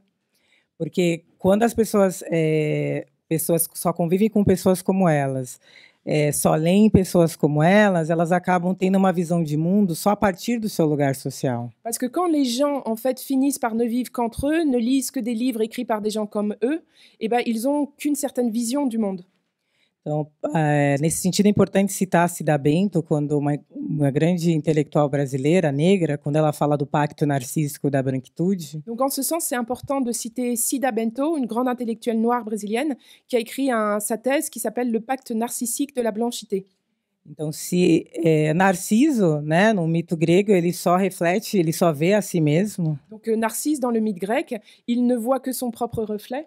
E quando as pessoas brancas não se pensam, elas só citam a si mesmas, só veem a si mesmas e acreditam que a visão de mundo é só a partir de si mesmas. Et donc, quand les personnes blanches ne se situent pas, elles ne se voient qu'elles-mêmes, elles ne se pensent qu'à partir d'elles-mêmes et elles pensent que c'est le monde comme ça. E não se colocam em confronto com outras realidades, outros lugares sociais, outras perspectivas de mundo. Et en fait, sans se placer vraiment en confrontation avec d'autres réalités, d'autres perspectives du monde. Então, nesse sentido, é fundamental que pessoas brancas entendam a sua responsabilidade na luta antirracista. Donc, en ce sens, c'est fondamental que les personnes blanches comprennent leur responsabilité dans la lutte antirraciste. E no pequeno manual antirracista, né, eu falo da importância de não se colocar no lugar da culpa. Et donc, dans le petit manuel antiraciste et féministe, j'insiste beaucoup sur cette importance de ne pas se placer à la place de la culpabilité. Porque a culpa, ela leva à inércia, a responsabilidade, ela leva à ação concreta. Parce que la culpabilité pousse à l'inertie, alors que la responsabilité pousse à des actions concrètes. E é muito importante, e isso só é possível, né, a partir do momento que essa branquitude começa a pensar a si mesma e quais são as consequências de partir desse lugar. Et donc ça, ce n'est possible que quand la blanchité commence à se penser elle-même et commence à réfléchir aux conséquences d'avoir cette place. Então, sem essa reflexão, né, a gente não consegue avançar ou fica num lugar de condescendência, muitas vezes. Et donc, sans cette réflexion, en fait, on n'arrive pas à avancer ou alors on va rester à une place de condescendance. E claro que não é fácil assumir esse lugar, né, ou como diz Audre Lorde, matar o opressor dentro de si. Donc évidemment que ce n'est pas facile d'assumer cette place. Comme le dit Audre Lorde, c'est pas facile de tuer l'oppresseur qui est en nous. Mas é importante não ficar nesse lugar da empatia de uma maneira esvaziada. Mais c'est important de ne pas rester à cette place d'empathie, une empathie qui serait vidée de sens. Porque muitas vezes o que nós escutamos é nós temos que ter empatia com as pessoas, né? Temos que ter empatia, como se a empatia fosse algo espontâneo, que brotasse espontaneamente. Parce que très souvent, en fait, j'entends des phrases du style « il faut avoir de l'empathie envers les personnes noires », comme si l'empathie, c'était quelque chose qui surgissait naturellement. Para nós, feministas negras, a empatia ela é uma construção intelectual que leva à nossa ação política. Et pour nous, féministes noires, l'empathie, c'est une construction intellectuelle qui pousse à l'action politique. Então, nesse sentido, é importante ler os intelectuais negros, escutar, conhecer a luta dos movimentos negros de resistência. Donc, en ce sens, c'est important de connaître le travail des intellectuels noirs, de lire les livres, de connaître toutes les luttes de résistance noire. E quando eu digo ler intelectuais negros, não é de forma essencialista, porque temos que ler autores negros. Et donc, quand je dis lire des intellectuels noirs, c'est pas de façon essentialiste, parce qu'il faut lire des noirs parce qu'il faut lire des noirs. Mas sim, se fazendo a pergunta, é realístico que num mundo como o nosso, que pessoas negras elaborem um mundo, essas elaborações não estejam presentes nos espaços? Mais en fait, il faut juste se poser la question, est-ce que c'est réaliste que dans un monde comme le nôtre, la pensée des intellectuels noirs ne soit pas plus présente? Então, esse é um processo que vai dar muito trabalho e é necessário que as pessoas entendam que exige empenho. Donc, c'est quelque chose qui demande beaucoup de travail et il faut bien que les gens comprennent que ça demande, que c'est du boulot. Mas essa construção, essa empatia, ela precisa vir a partir de uma responsabilidade que leva à construção intelectual e que vai levar, de fato, à ação política. Mais cette empathie, elle doit vraiment être construite à partir de réflexions intellectuelles et elles doivent mener à une action politique. Então, exemplos práticos, né? Quem é professor, educador, rever a sua bibliografia. Et donc, une question concrète, les personnes qui sont professeurs, par exemple, ils peuvent revoir leur bibliographie. Eu estudei filosofia no Brasil, que significou estudar o pensamento de homens brancos europeus. Donc, moi qui étudiais la philosophie au Brésil, en fait, ça signifiait étudier la pensée d'hommes blancs européens. E quando eu quis estudar autores negros e autoras mulheres, foi muito doloroso, foi muito hostil esse ambiente para mim. Et donc, quand j'ai voulu étudier des auteurs noirs ou des auteurs femmes, l'ambiance est devenue très hostile. Mas eu tive 2 orientadores, homens brancos, que entenderam o seu lugar e foram estudar para poder me orientar e para que eu conseguisse fazer a minha pesquisa. Mais j'ai eu 2 orientateurs qui étaient des hommes blancs et qui en fait ont compris leur place et qui ont été étudiés pour pouvoir m'orienter et que je puisse finir mes recherches. Então, se a pessoa branca ela não se entende como parte dessa relação, ela vai naturalizar o mundo a partir de si mesma e não consegue, e fica míope, né? Não consegue enxergar para além de si mesma. Et donc si la personne noire ne comprend pas cela, la personne blanche ne comprend pas cela, elle va naturaliser le monde à partir de sa place sociale. Então, nesse sentido que, né, ser antirracista exige necessariamente ação política. Et donc c'est en ce sens que être antiraciste, ça demande nécessairement des actions politiques. Exemplo rápido também, se quem é gestor de políticas públicas, por exemplo, é muito importante se formar a partir da literatura dos povos negros e indígenas. Donc, par exemple aussi, ceux qui ont des responsabilités politiques, c'est important qu'ils s'informent de la littérature des peuples noirs autochtones. Porque muitas vezes esses gestores eles estão muito pautados também numa visão universalista. Parce que très souvent, ces administrateurs, ils vont avoir une vision universaliste. E dizem coisas como eu governo para todos. Et ils vont dire des choses du genre je gouverne pour tous et toutes. Como se as pessoas fossem uma massa abstrata e não fossem atravessadas por opressões. Comme si les personnes étaient une masse abstraite et qu'elles n'étaient pas traversées par des oppressions. Então, eu fui gestora pública em São Paulo, fui secretária adjunta de Direitos Humanos na gestão do Fernando Haddad, em São Paulo. Donc, par exemple, moi, j'ai été administratrice, j'ai été secrétaire aux droits humains sous Fernando Haddad à São Paulo en 2016. Outro nome, né? Ninguém sabe em quem eu vou votar para governador. E eu lembro que a gente fez algumas políticas que foram importantes, como, por exemplo, Juventude Viva. Et donc, on a fait plusieurs politiques qui ont été importantes, notamment une qui s'appelait Jeunesse Vivante, que era voltada para a juventude negra e periférica. qui était justement tournée vers la jeunesse noire et des banlieues. E eu lembro que, à época, a oposição dizia, não, mas vocês têm que fazer políticas para a juventude em geral, sem escolher que juventude é essa. Et je me souviens que l'opposition me disait, non, mais il faut faire des politiques pour la jeunesse en général, sans spécifier les jeunes. Como se todos os jovens partissem dos mesmos lugares sociais. Comme si tous les jeunes partaient des mêmes places sociales. Como se a realidade dos jovens dos Jardins, em São Paulo, fosse a realidade dos jovens do Jardim Ângela, por exemplo. Comme si la réalité des jeunes des quartiers chics était la même que la réalité des jeunes des quartiers de banlieue. Então, a gente fez todo um diagnóstico, uma pesquisa para entender quais eram essas demandas de políticas públicas. Donc, on a fait toute une recherche pour savoir quelles étaient les demandes de politique publique. Porque se a gente não nomeia as realidades, inclusive, elas não vão gerar demandas de políticas públicas. Parce que si on ne nomme pas les réalités, comment est-ce qu'on peut ne serait-ce que générer des demandes de politique publique? E é o deixar morrer que nos ensina Foucault, porque essas pessoas vão continuar não sendo atendidas pela política pública por conta de uma visão de que o governo para todos, sem entender essas realidades distintas. Donc en fait, c'est vraiment le laisser mourir dont parle Foucault, c'est-à-dire que ces personnes-là ne vont pas être servies par l'État, parce que l'État, avec cette vision universaliste de pour tous, les met de côté. Então, esse papel das pessoas brancas é fundamental, sobretudo porque elas estão majoritariamente em espaços que nós não acessamos. Donc, le rôle des personnes blanches, il est fondamental, surtout parce qu'elles sont quand même majoritairement dans des espaces où nous n'avons pas accès. E elas não podem delegar para nós, que somos objetos dessa opressão, a única responsabilidade por transformar a sociedade. Et elles ne peuvent pas nous déléguer, à nous qui sommes l'objet de l'oppression, la seule responsabilité de changer la société. E termino com Grada Quilomba, né, que diz que o racismo é uma problemática branca. Et donc, je vais terminer avec Grada Quilomba, qui dit que le racisme est un problème de blanc. E justamente por isso que é importante que se tenha mais estudos de branquitude crítica e ações que levem ao enfrentamento do racismo por parte das pessoas brancas. Et donc, c'est pour ça que je pense que les études sur la blanchité critique sont essentielles pour pouvoir mener des actions antiracistes.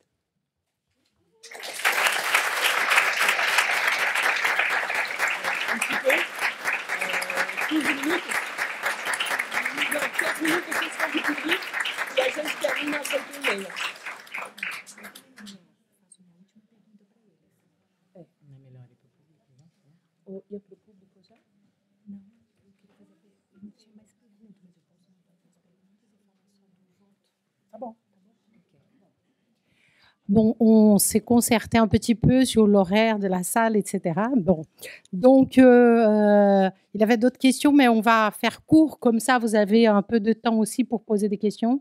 Mais avant de vous passer la parole, moi j'aimerais poser une dernière question à à Pai Rodney et à Djamil, la même question.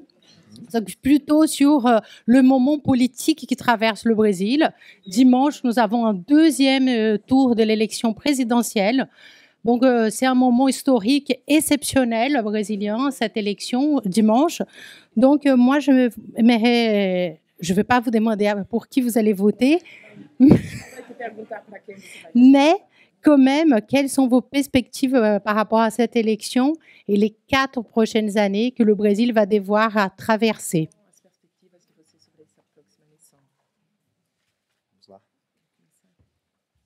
Olha, e ainda que você me perguntasse, Érica, em quem eu vou votar, Et même si tu me demandais pour qui je vais voter, o voto é secreto. le vote est secret, mais ce signe-là, c'est le signe de Lula. De qualquer forma, né, nós tivemos, é bom que se diga, momentos de novos ares, né, de perspectivas de novos ares no Brasil. Mais de toute façon, c'est bon de le rappeler, on a quand même eu auparavant une période où il y avait un nouvel air, un air frais. Mas a rigor, a nossa história sempre foi uma história muito violenta. Mais notre histoire a toujours été malgré tout une histoire violente. Sobretudo para a população mais pobre e, obviamente, para a população negra. Surtout pour la population la plus pauvre et donc évidemment pour la population noire. Falando dos territórios de resistência, sobretudo do candomblé, Donc pour parler des territoires de résistance et surtout du candomblé, a intolerância religiosa sempre existiu. l'intolérance religieuse a toujours existé. Na verdade, hoje a gente trabalha muito mais com o conceito de racismo religioso, D'ailleurs, aujourd'hui, on parle plutôt de racisme religieux, uma vez que a intolerância recai sobre as religiões de matrizes africanas, puisque l'intolérance, en fait, elle tombe toujours sur les religions d'origine africaine. mas a rigor foi algo que sempre enfrentamos no Brasil. Mais c'est quelque chose que nous avons toujours affronté au Brésil. Mudaram os cenários, mudaram as personagens, Les scénarios, les paysages, les personnages ont changé, mas o povo negro sempre enfrentou essas violências. mais le peuple noir a toujours fait face à ces violences. A construção da democracia no Brasil é muito recente Donc la construction de la démocratie au Brésil est très récente, e ela vinha num processo de consolidação, sobretudo nos governos do Lula e da presidenta Dilma. et c'est vrai qu'elle était dans un processus de consolidation avec les gouvernements de Lula et de Dilma. E esse processo de consolidação da democracia foi interrompido Et ce processus de consolidation de la démocratie a été interrompu por projeto, inclusive, que se alia à religião hegemônica, et a été interrompu par un projet qui s'allie à la religion hégémonique, numa versão evangélica, a religião cristã numa versão evangélica e neopentecostal e fundamentalista, donc c'est la religion chrétienne mais dans une version évangélique, néo-pentecôtiste et fondamentaliste, que assume o combate às tradições de matriz africanas como parte de projeto. qui assume complètement la lutte contre les religions d'origine africaine qu'elle voit comme un projet. A nossa perspectiva é mudar a história a partir do próximo domingo Donc notre envie, c'est de changer le cours de l'histoire à partir de dimanche e voltar a respirar os ares da esperança et de nouveau pouvoir respirer l'air de l'espoir e retomar a construção e a consolidação da nossa democracia. et de reprendre la construction et la consolidation de notre démocratie. Mas com a consciência de que não pode haver democracia aonde existir racismo. Mais en étant bien conscient qu'il ne peut pas y avoir de démocratie là où il y a du racisme. Portanto, nós vamos trabalhar para que governo democrático seja instaurado, Donc certes, on va travailler pour qu'un gouvernement démocratique soit installé, mas vamos cobrar a participação e as efetivas políticas e implementações de ações políticas mais on va exiger des politiques publiques et la mise en œuvre de ces politiques em favor dos povos que foram minorizados, en faveur des peuples qui ont été minorisés. não só das populações negra e indígena, Donc pas seulement les populations noires ou autochtones,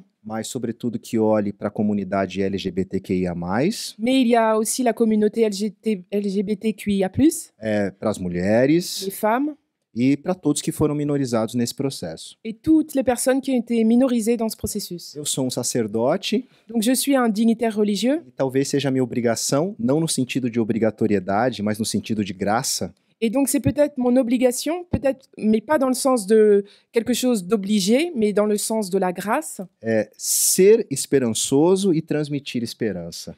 d'avoir de l'espoir et de transmettre l'espoir. Então, eu acredito muito na força dos movimentos populares, Donc, je crois beaucoup en la force des mouvements populaires, até porque eu sou fruto de um movimento popular que começa numa família de mulheres negras. parce que je suis d'ailleurs moi-même le fruit de ces mouvements populaires qui a commencé dans une famille de femmes. E eu venho de uma família de empregadas domésticas. Donc, je viens d'une famille d'employés domestiques. E como bem lembrou a Djamila, o trabalho doméstico no Brasil é um resquício evidente da escravidão. Et comme l'a bien rappelé Djamila, le travail domestique est un vestige évident de l'esclavage. Mas houve uma decisão que foi da minha mãe, foi da mãe da Djamila e foi da mãe de muitos meninos e meninas negras, Mais ma mère, la mère de Djamila et la mère aussi de beaucoup d'autres personnes ont pris des décisions que um dia solenemente disseram et elles ont solennellement dit un jour que elas eram empregadas domésticas, qu'elles étaient employées domestiques, mas que os filhos dela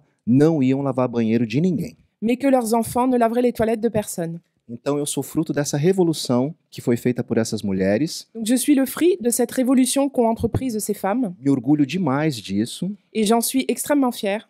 mas eu tenho um compromisso de continuar essa luta Mais donc j'ai un compromis de continuer cette lutte para que as próximas gerações não encontrem as dificuldades que eu, Djamila e tantos como nós encontraram. pour que les prochaines générations n'aient pas les difficultés que Djamila, moi et tous les autres ont eues sur leur chemin. Então, existe esperança, Donc il y a de l'espoir, mas essa esperança depende da nossa ação. mais cet espoir dépend de notre action. E essa nossa ação, como bem lembrou a Djamila, depende da nossa responsabilidade. Et notre action dépend de notre responsabilité. Então, que cada um faça a sua parte. Donc que chacun fasse sa part. Nossos orixás nos ensinaram que não existe caminho fácil. Donc nos orishas, nos divinités nous apprennent qu'il n'y a pas de chemin Por isso facile. são divindades que vêm armadas, C'est pour ça que ce sont des divinités qui sont armées, com arco e flecha, avec un arc et des espada, flèches, des épées, facão, des gros couteaux. cajado. Que cajade. É um pedaço de pau. Avec des gros mots, des gourdins de bois. E tudo na nossa mão pode virar uma arma. Et tout dans notre main peut devenir une arme. Mas o que os orixás ensinam é que cada um luta com a arma que tem. Et ce que les orishas, les divinités nous apprennent, c'est que chacun lutte avec l'arme qu'il a. Se a nossa arma é um livro, Si notre arme est un livre, façamos disso o nosso instrumento de vitória. faisons-en notre instrument de victoire. Muito obrigado.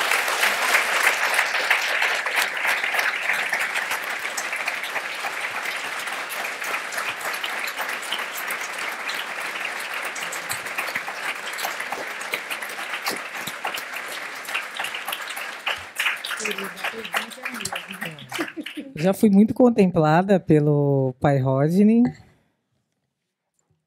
Você já... Estou respondendo. É que a minha... ok, pardon. A question est la même. Eu fui muito contemplada já pela resposta do pai Rodney, então vou ser bem sucinta. Donc bon, je vais être très succincte puisque le pai Rodney a si bien répondu. Dia 30 de outubro, no Brasil, a gente vai decidir no nosso país Donc c'est vrai que le 30 octobre, nous allons décider du destin de notre pays.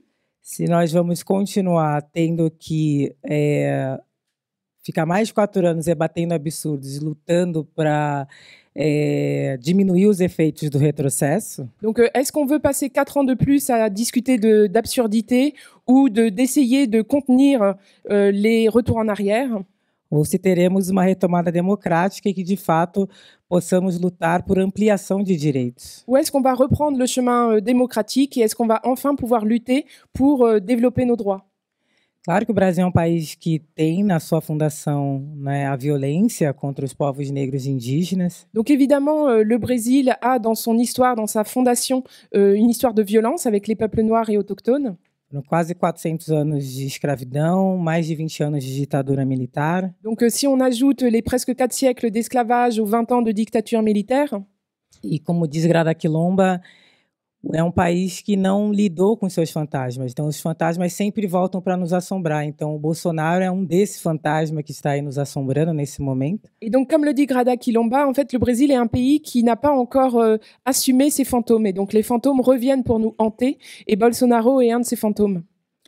Mas, inegavelmente, que nos governos Lula e Dilma existiram políticas públicas que foram fundamentais para a ampliação de direitos no Brasil. Mais on ne peut pas nier que sous les gouvernements de Lula et Dilma, on a vraiment eu un développement des droits avec des politiques fondamentales pour nos peuples.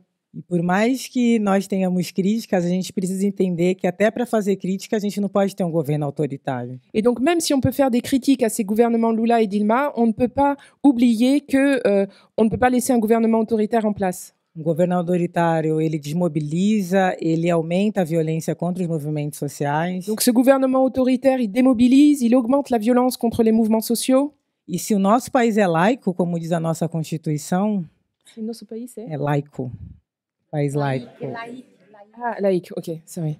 Désolé. Et donc, si notre pays est laïque, comme le dit la Constitution, Precisamos, né, lutar para que isso, de fato, seja efetivo no nosso país, no momento em que professores estão sendo perseguidos, em que educadores estão sendo perseguidos. eh bien, il faut que ce soit vraiment effectif et mis en place à l'heure où des professeurs et des éducateurs sont poursuivis. Por trabalhar temas como educação de gênero e LGBT nas escolas, por exemplo. Parce qu'ils travaillent sur les questions de genre ou les questions LGBT dans les écoles. Então, de fato, precisamos ter a responsabilidade, no dia 30 de outubro, eleger Lula novamente presidente do Brasil. Donc, il faut être responsable. Le 30 octobre, élire Lula de nouveau comme président du Brésil. Para que... para que...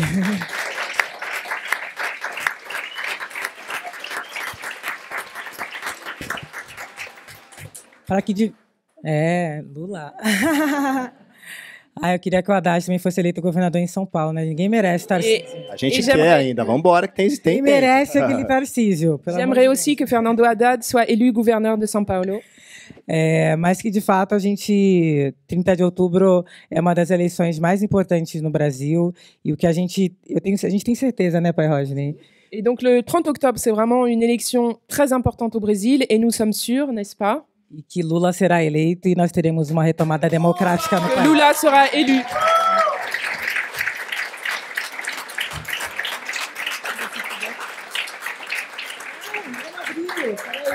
Eu não entendi,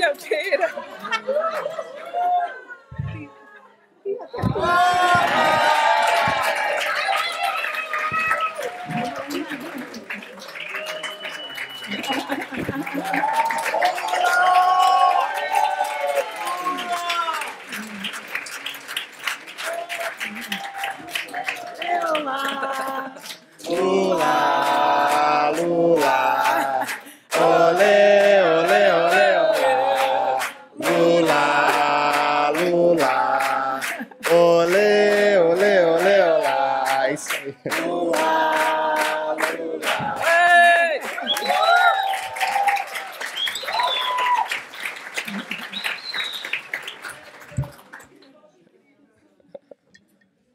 Bom, pronto. Acabou.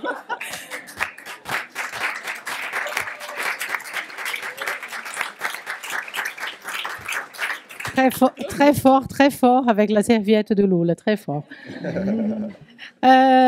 Donc, on va ouvrir aux questions. Je vais prendre 3 questions, un tour de 3 questions comme ça, parce qu'après, il aura le temps des autographes.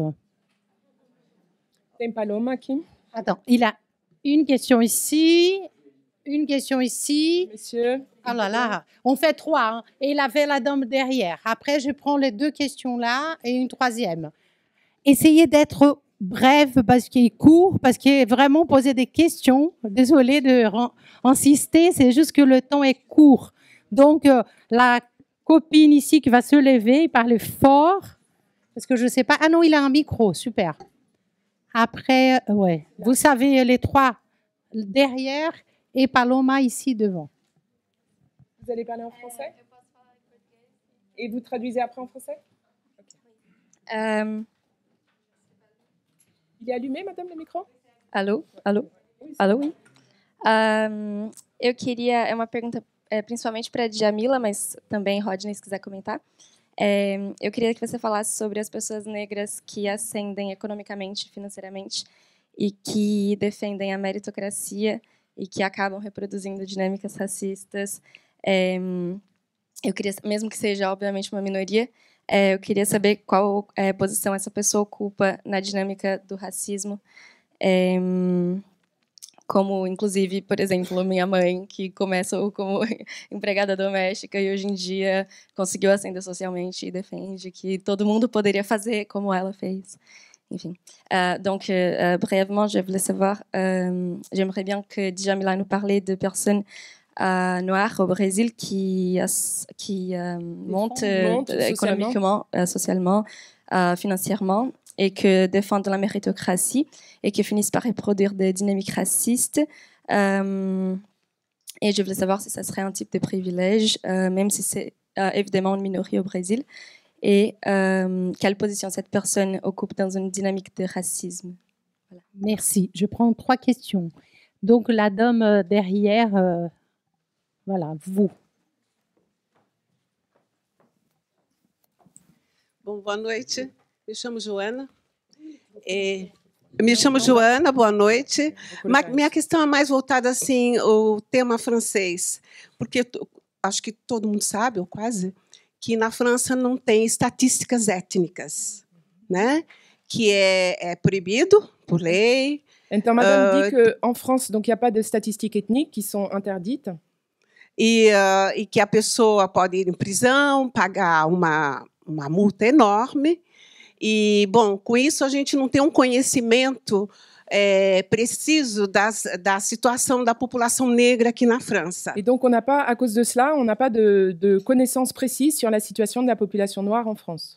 Alors, minha questão é perguntar para a mesa, né? O que vocês acham, qual a opinião de vocês e qual como é que diz? A sugestão. Et donc, também, né? Et donc, madame pose la question à nos invités, ce qu'ils en pensent ou qu'est-ce qu'ils pourraient suggérer. Ok. E outra coisa, agradecer a Djamila e Rodney.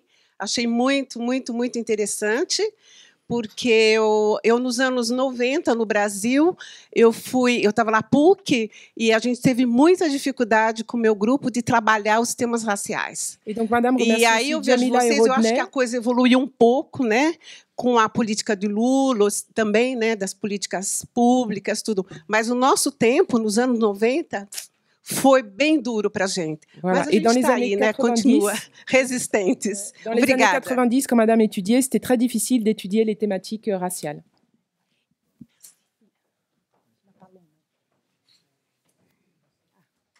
Obrigada. Boa noite, Djamila e Rodney. Eu tenho 2 questões, assim, uma bem simples, na verdade, que foi enviada... faço em francês depois, né? Não, mas foi bem perto, porque aí todo mundo ouve. Que foi enviada para uma amiga que não está aqui hoje, mas que é negra e casada com um homem branco, e ela diz que tem muita discussão no Brasil sobre a questão da palmitagem. Não sei se vocês conhecem esse termo. Bastante. E se... Depois eu vou ter que trazer isso para o francês. E, bom, enfim, se há uma forma de racismo, como vocês veem isso. E para o Rodney, talvez, mas para os dois também, eu venho da Bahia, e lá, como vocês sabem, temos um candidato ACM negro, ACM Neto, né, que se diz negro. Ele foi meu colega na escola, inclusive, a gente estudou junto. E a gente sabe que é por uma questão, né, de cotas para receber mais dinheiro, mas eu queria falar um pouco disso, dessa apropriação cultural, porque ele vem de uma tradição familiar, né, na época do avô dele, ACM, em que o candomblé era perseguido, né, e que hoje em dia, ele, quando foi prefeito de Salvador, e hoje em dia isso evoluiu, né, então agora na prefeitura, quer dizer, ele não está mais na prefeitura, mas assim, eles já reivindicam o negro como parte importante, claro, né, da cultura de Salvador, mas... Enfim, falar um pouco dessa apropriação cultural agora desses candidatos que estão se autodeclarando negros, para além da questão das cotas, né, do dinheiro. Segura o Lula. Lula, gente. Segura o Lula. Il faut tenir Lula. En français. Donc, pour la question du féminisme noir, une question de palmitage, qui c'est les mariages interraciels. Des noirs, des femmes noires ou des hommes noirs qui se marient ou qui ont des relations avec des personnes blanches. Et la deuxième question, c'est sur les candidats au gouvernement de Bahia, de Moneta au Brésil, qui est blanc et vient d'une tradition des familles blanches et est toujours au pouvoir à Moneta. et que dans cette élection pour le gouvernement, il s'est autodéclaré noir. Puisque au Brésil règne l'autodéclaration. C'est chacun sur le recensement qui marque comment il se perçoit. Bon, merci. Ouais. Kermaisson, tá bom. Tá bom.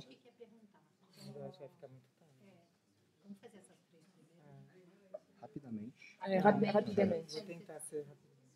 Posso? Eu vou começar então.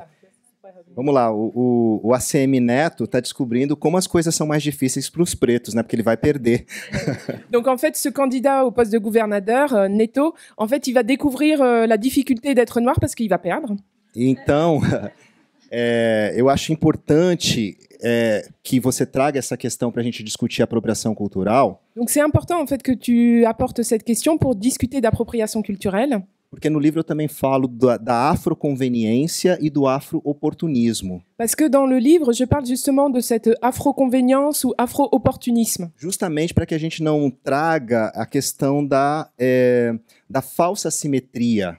Pour justement en fait qu'on parle de cette fausse symétrie. Que é argumento muito usado para justificar a apropriação cultural. Qui est souvent un argument très utilisé pour justifier l'appropriation culturelle. Por exemplo, quando uma pessoa branca é acusada de cometer apropriação cultural porque está usando cabelo Black Power. Donc par exemple, quand une personne blanche est accusée d'appropriation culturelle parce qu'elle utilise des cheveux afro, ela diz: "Ah, mas as mulheres negras alisam o cabelo." Et ben elle va répondre: "Ah, mais les femmes noires, elles se lissent bien les cheveux."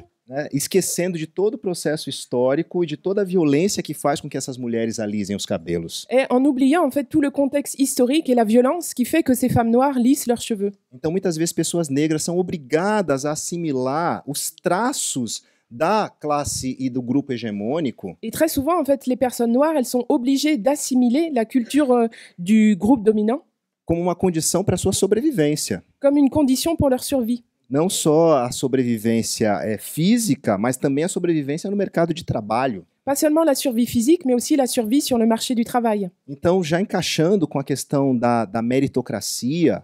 Et donc, pour venir aussi sur cette question de la méritocratie, é sempre importante que a gente lembre que os negros não estão fora da sociedade. C'est important de dire que les noirs ne sont pas hors de la société. Portanto, eles vão reproduzir muitas vezes aquilo que a sociedade suscita. Et donc, c'est pour ça que très souvent, ils vont reproduire ce que la société suscite. Então, é importante que a gente perceba que o discurso, né, o discurso de uma sociedade é o discurso da classe dominante. Donc, le discours de la société qui est le discours de la classe dominante. E aí eu quero lembrar com isso que, embora nós, pessoas negras, caminhemos, tenhamos, né, trazido as discussões a partir de referencial bibliográfico, teórico, que contempla outras pessoas negras, outros intelectuais negros. Et donc à ce sujet, je veux quand même bien préciser que nous, même si nous sommes des personnes qui prenons en compte la production d'autres intellectuels noirs, nós caminhamos dentro de uma tradição. On a quand même marché au sein d'une tradition, inclusive a tradição acadêmica, notamment la tradition universitaire. Então, que é uma tradição que contempla essas pessoas brancas, europeias, que construíram os nossos paradigmas. Et qui est une tradition où en fait ce sont les personnes blanches européennes qui ont construit nos modèles. Como bem lembrou a Djamila, ela estudou, né, na Faculdade de Filosofia e eu na Faculdade de Ciências Sociais, homens brancos europeus. Et donc, comme l'a dit Djamila, en tant qu'étudiante en philosophie ou moi étudiant en sciences sociales, nous avons étudié des hommes blancs européens. Então a gente não joga fora a criança com a água do banho. Donc on jette pas le bébé avec l'eau du bain. Mas a gente amplia esses conceitos a partir dos nossos referenciais. Mais au contraire, on va amplifier ces concepts à partir de nos références. Então uma pessoa negra não muda de classe. Donc moi je dis qu'une personne noire ne change pas de classe. Ainda que ela tenha acesso a bens de consumo. Même si elle a accès à des biens de consommation. Com todo o dinheiro do mundo, ela continua sendo preta. Avec tout l'argent du monde, elle continue à rester noire. E simples guarda-chuva na mão dessa pessoa pode ser confundido com um fuzil. Et un simple parapluie dans la main de cette personne peut être confondu avec une arme. Então eu quero dizer com isso que, ainda que uma pessoa possa reproduzir comportamentos racistas, classistas, quando ela ascende socialmente. Et donc ce que je veux dire avec ça, c'est que même si une personne reproduit des comportements racistes ou classistes quand elle monte dans la société, quando ela é preta, sempre vão lembrá-la do pior jeito que ela é preta. Quand elle est noire, eh ben, les gens autour d'elle lui rappelleront toujours à un moment ou à un autre, et de la pire des façons, qu'elle est noire. Então, eu posso dirigir o melhor carro, ter a melhor casa, mas ainda assim eu corro os mesmos riscos que qualquer pessoa preta de periferia corre. Donc je peux conduire la plus belle voiture, avoir la plus belle maison, mais malgré tout, je cours le même risque qu'un jeune noir de banlieue. Ah, eu só quero dizer para minha colega da PUC Et je voulais dire aussi à ma collègue de la PUC que nós fomos contemporâneos nos anos 90. Eu também sou dos anos 90 na Pontifícia Universidade Católica. que nous avons étudié ensemble dans les années 90 Sou à la filho PUC. da PUC, como se diz no Brasil. Donc, comme on dit au Brésil, je suis un fils de PUC.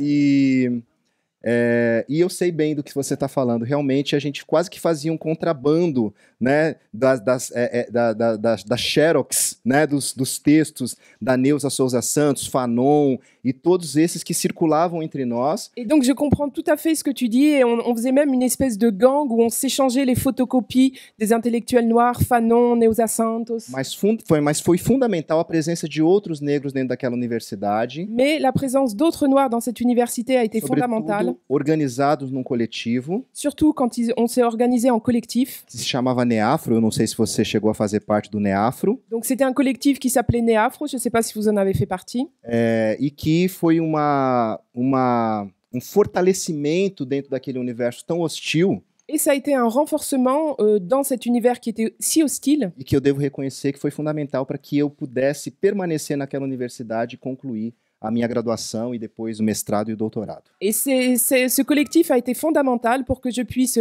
rester dans cette université et puis ensuite conclure ma maîtrise et mon doctorat. É isso.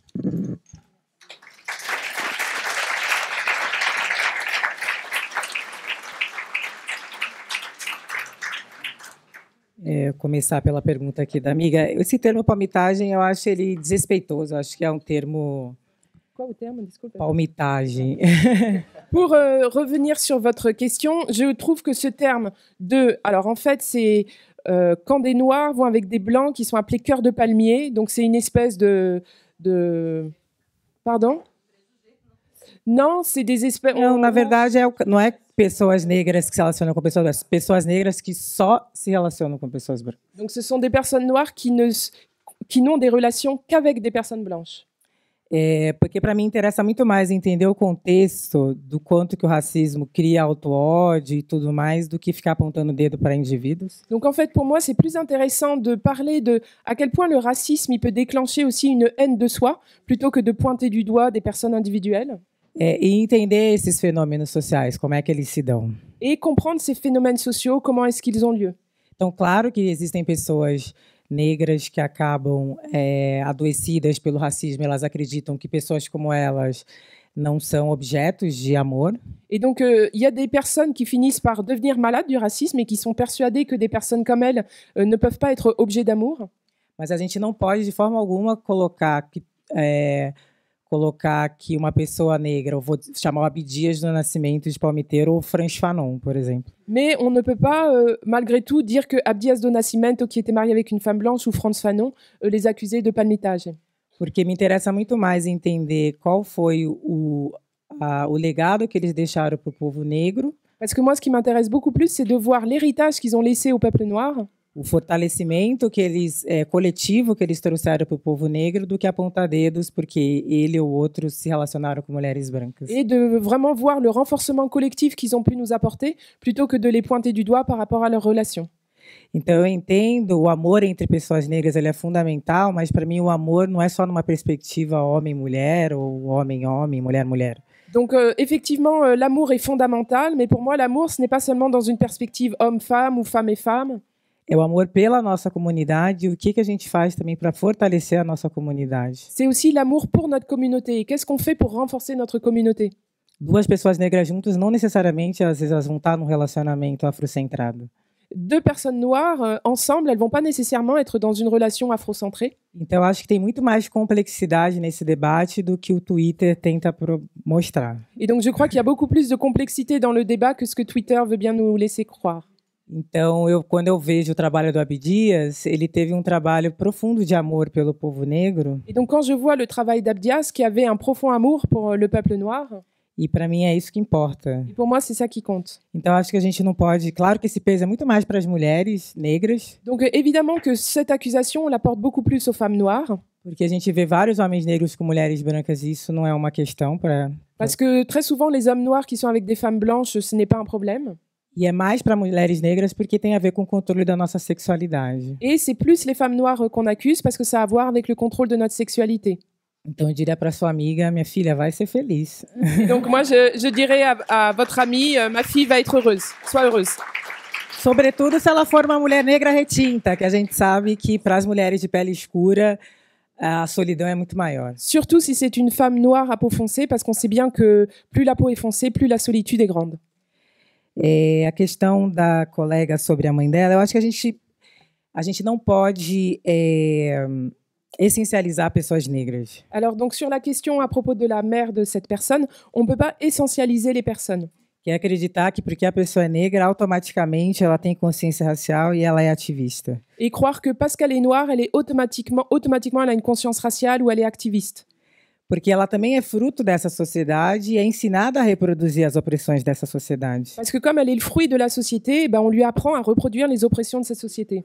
Então, o racismo, o capitalismo, essas opressões, elas levam à alienação, que a gente não conheça a nossa realidade. Et donc, le racisme et le capitalisme, ils mènent à l'aliénation qui fait qu'on ne connaît pas toujours notre réalité. E é interessante que a gente sempre cobra mais as pessoas negras do que as pessoas brancas. Et c'est intéressant parce que, de nouveau, on exige plus des personnes noires que des personnes blanches. E a pessoa negra, ela é um ser humano, ela é uma pessoa que também é informada por essa sociedade. Et alors que la personne noire, c'est un être humain et elle est informée par la société. Claro que irrita, dá raiva, a gente fica revoltado. Donc évidemment que ça irrite et que ça énerve. Mas na minha família, por exemplo, eu tenho várias pessoas que são assim. Mais dans ma famille, j'ai plusieurs personnes qui sont comme ça. Porque não tiveram acesso, como eu tive desde cedo, a movimentos sociais, porque fui formada pelos movimentos sociais. Parce que ce sont des personnes qui n'ont pas eu accès tôt, comme moi ça a été le cas, au mouvement social, puisque moi j'ai été formée dans les mouvements sociaux. E por fim, política de identidade não é a mesma coisa que identidade política. Et pour finir, la politique d'identité, ce n'est pas la même chose qu'une identité politique. Então, por exemplo, um homem ele pode ser negro. Donc, par exemple, un homme, il peut être noir, mas ser homofóbico e se identificar, às vezes, com a extrema-direita por conta da homofobia. Mais il peut être aussi homophobe et, en conséquence, s'identifier à l'extrême droite à cause de son homophobie. Uma mulher ser pobre, mas ser de alguma igreja neopentecostal e defender esses discursos morais que essas igrejas defendem. Et une femme peut être pauvre, mais parce qu'elle est évangélique, elle peut, du coup, défendre le discours néopentecôtiste des candidats. Então, no Brasil, a gente vive num país em que houve um aumento dessas igrejas como um projeto político. Donc, au Brésil, certes, ces dernières années, on a eu une augmentation de ces églises qui ont un véritable projet politique. E que esses espaços, muitas vezes, acabam sendo os espaços de acolhimento dessas pessoas, uma vez que o Estado não é presente nas periferias na forma de inclusão social. Et donc, c'est vrai que ces espaces, très souvent, en fait, ils ont accueilli ces personnes qui étaient complètement délaissées par l'État, puisque souvent, l'État ne rentre pas dans ces territoires. Então, o nosso trabalho é continuar, enfim, apoiando projetos políticos e fazendo trabalhos que confrontem essa alienação. Donc, notre travail, c'est vraiment de continuer les projets politiques et surtout de confronter cette aliénation. E, de novo, eu acho que a gente não pode pesar mais a mão para as pessoas negras do que para pessoas brancas. Donc, de nouveau, je crois qu'il ne faut pas exiger plus des personnes noires que des personnes blanches. E é interessante que quando uma pessoa negra, ela comete algum erro, o grupo todo leva a responsabilidade. Et donc c'est intéressant de remarquer que quand une personne noire fait une erreur, c'est tout le groupe qui devient responsable. E quando é a pessoa branca, só o indivíduo é responsabilizado. Alors que quand c'est une personne blanche qui fait cette erreur, c'est juste l'individu qui est responsabilisé. Então, muitas vezes as pessoas me escrevem na rede social, mas a fulana é negra, você viu? E ela é de direita. Et donc parfois les gens m'écrivent sur les réseaux sociaux et me disent vous avez vu telle femme, elle est noire et pourtant elle est de droite. E eu falo para meus colegas brancos, olha, se forem marcar vocês na internet, toda vez que um homem branco no país faz alguma coisa, eu só vou fazer isso na minha vida. Et donc, en fait, moi, je dis, mais si je devais marquer toutes les femmes blanches qui sont comme ça, je ferais ça toute la journée. Inclusive, não é porque ela é negra que eu concordo com ela. Et donc, d'ailleurs, c'est pas parce qu'elle est noire que je suis d'accord avec elle. Inclusive, eu confronto ela politicamente. A gente está em lados opostos politicamente. Et on peut même être de bords opposés du point de vue politique. Mas eu vou confrontá-la não por ela ser negra, mas sim porque ela está num lado político diferente daquilo que eu acredito. Mais si je m'oppose à elle, c'est pas parce qu'elle est noire, je vais m'opposer à elle parce qu'on est de bords différents du point de vue politique. Então, a pessoa negra, assim como a pessoa branca, tem o direito à contradição. A contradição não pode ser um monopólio só da branquitude. Et donc la personne noire, comme la personne blanche, elle a le droit à avoir ses contradictions. La contradiction, c'est pas le monopole de la blanchité. Bom, eu acho que é isso, da questão das estatísticas étnicas, de não ter isso aqui na França, realmente é um problema, né, a ser enfrentado. Donc, et sur la question de l'absence des statistiques ethniques en France, c'est un véritable problème que vous devez affronter. E acho que o Norte Global, ele tem muito a aprender com o Sul Global. Et je crois que le Nord global a beaucoup à apprendre du Sud global. As pessoas olham para o Brasil só pela perspectiva do estereótipo, da sexualização das mulheres. Parce que les gens regardent le Brésil seulement sous l'angle du stéréotype ou de la sexualisation des femmes. E o Brasil tem muito a ensinar sobre políticas públicas na questão racial. Et le Brésil a beaucoup à vous apprendre sur les politiques publiques sous l'angle racial. Por mais que nós tenhamos problemas, a gente também tem que começar a olhar para nós como sujeitos de resistências. Parce que même si on a des problèmes, je crois qu'il faut qu'on commence à nous regarder comme des sujets de résistance. E a Europa, se continuar, enfim, só olhando para si, né, a gente vê cada vez mais o aprofundamento de crises aqui também. Et donc, si l'Europe continuait à ne faire que se regarder elle-même, on voit que les crises s'approfondissent. E tem muito que aprender, como diz, né, Lélia Gonzalez. A gente também tem que romper com essa dependência que a gente tem do Norte global, epistemológica. Et comme le dit Leila Gonzalez, il faut vraiment qu'on rompe avec cette dépendance que nous avons, une dépendance épistémologique vis-à-vis du Nord global. E por mais que seja difícil, eu acho que esse é também o nosso papel como brasileiros, de mostrar um outro Brasil e de mostrar o quanto que no Brasil a gente tem aí movimentos potentes que tem muito a ensinar aqui para o norte do mundo. Et donc, je crois que c'est notre rôle de montrer un autre Brésil, un Brésil qui est puissant et qui a beaucoup à apporter au nord du monde.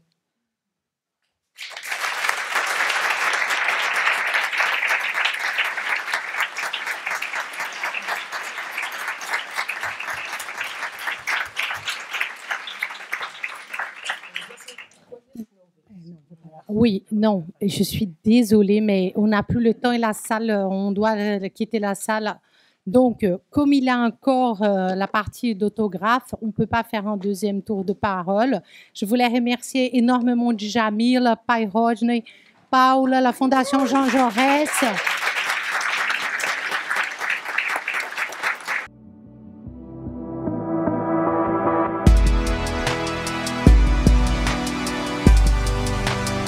Fondation Jean Jaurès. Penser pour agir.